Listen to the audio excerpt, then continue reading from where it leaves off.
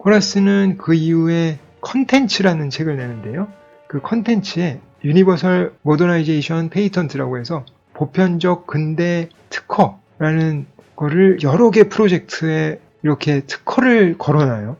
그래서 실제 특허 신청을 한 건 아니겠지만 자신이 계획한 것 중에 굉장히 의미가 있고 이거는 중요한 프로토타입이다 라는 걸 이렇게 유니버설 모더나이제이션 페이턴트라고 해놓는데, 거기 보면은 Strategy of the Void 첫 번째라고 써 있는 게 있습니다. 그래서 이게 바로 보이드의 전략인데 그 첫 번째가 물렁세나르 계획이라는 거죠.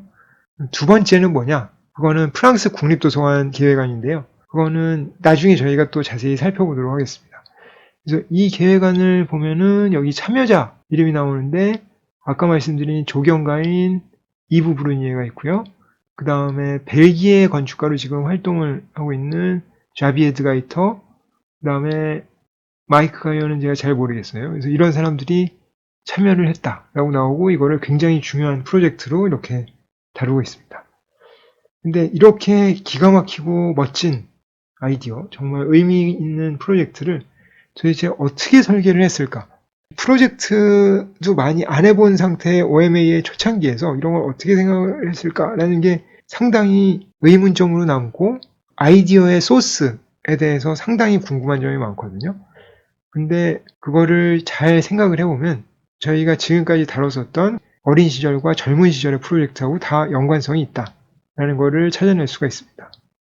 그 첫 번째는 시티 인 더 시티죠. 옹거스하고 같이 했었던 작업인데요. 지금 왼쪽에 보시는 게 시티 인 더 시티, 베를린의 서쪽 부분을 인구 감소에 대비해서 어떻게 미래의 계획을 해나갈 것이냐라는 계획안인데, 여기 보면은 특정한 부분에 인구와 밀도를 집중시키자라는 계획을 하죠. 그래서 이 집중되는 부분을 아일랜드라고 부르고요. 그리고 나머지 인구가 낮아지는 부분은 옹거스와 코라스가 바다라고 부릅니다. 그래서 아일랜드와 C가 있는 거죠. 그래서 이 바다 부분은 녹지가 있을 수도 있고, 그다음에 슈퍼마켓이나 뭐 놀이시설, 운동시설 같은 게 있을 수도 있고, 뭐 사냥터가 있을 수도 있고, 그다음에 고속도로나 도로 같은 거, 주차장 그런 게 있을 수도 있다라고 얘기를 하는데, 이 아일랜드와 C의 대립상, 대조되는 개념이 바로 정확하게 이쪽에 물렁세나르에서 밴드와 아일랜드가 대조되는 거랑 굉장히 비슷해요. 그래서 두 개의 대립상을 이용해서 만드는 개념은 분명히 시티 인 더 시티로부터 나왔고요. 그리고 물렁세나르에서 밴드를 다루는 프로그램이 이쪽 시티 인 더 시티에서 C에서 다루는, 그러니까 바다 영역에서 다루는 숲의 바다죠. 녹지의 바다에서 다루는 내용과 굉장히 비슷합니다. 근데 그러면 구체적으로 물렁세나르 계획에서 이 밴드에 대한 개념은 어디서 나왔을까를 또 고민을 해보면, 그 당시에 팀10 삼총사였던 칸딜리스 조지 우즈가 프랑스 툴루즈 미라이에 개발했었던 도시계획을 보면은 거기 녹지의 T에 대한 생각이 나옵니다. 그래서 이런 녹지의 T에 대한 개념을 코라스가 아마도 알고 있지 않았을까라는 생각이 들고, 사실 이 녹지의 T의 개념은 우리나라에도 그린벨트 같은 거를 개발하잖아요. 도시 주변에요. 그래서 그거를 어떻게 보면은 T 형태로 변형시킬 수 있겠다라는 생각을 할 수도 있어요. 그래서 그런 녹지를 보존한다는 개념은 벌써 18세기, 17세기까지도 거슬러 올라갈 수 있기 때문에 코라스가 도시에 워낙 조예가 깊어서 19세기 도시론에서는 실제로 실현되는 경우도 있거든요. 그래서 그런 거를 보면서 그러니까 녹지를 보존시키는 것이 풍경이 좋은 어떤 랜드스케이프이 좋은 곳에서는 굉장히 좋겠구나라는 생각을 했었을 것 같아요.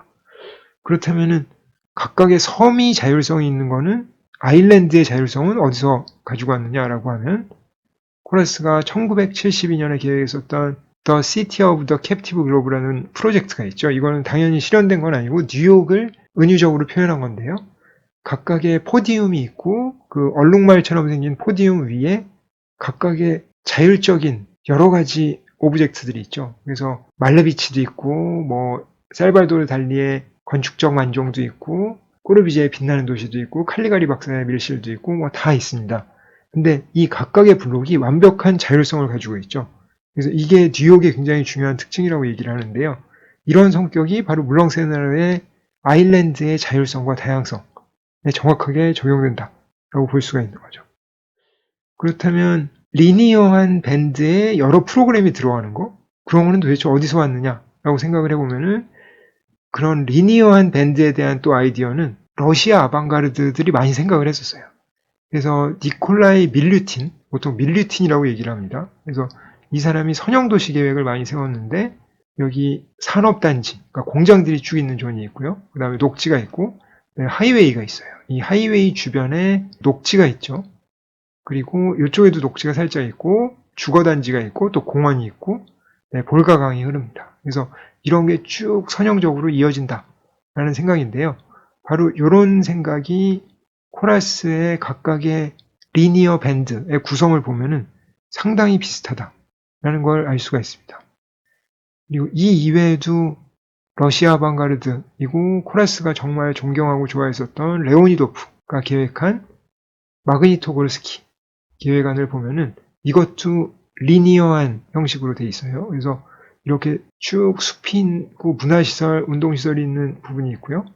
그 다음에 이쪽에 또 도로하고 그 다음에 이쪽에 또 숲이 있고 그 다음에 이쪽은 주거지가 있습니다. 이쪽에 주거지가 쭉 있어서 이쪽에도 숲이 있고요. 리니어한 형태로 도시가 발전돼 있고 이거를 위에서 보면은 이렇게 돼 있죠. 그래서 이걸 보면 코러스의 졸업작품인 엑소더스, 자발적 감금자하고도 상당히 비슷하고 그 다음에 물렁세나르 계획안의 대학 도시 밴드하고 굉장히 비슷합니다.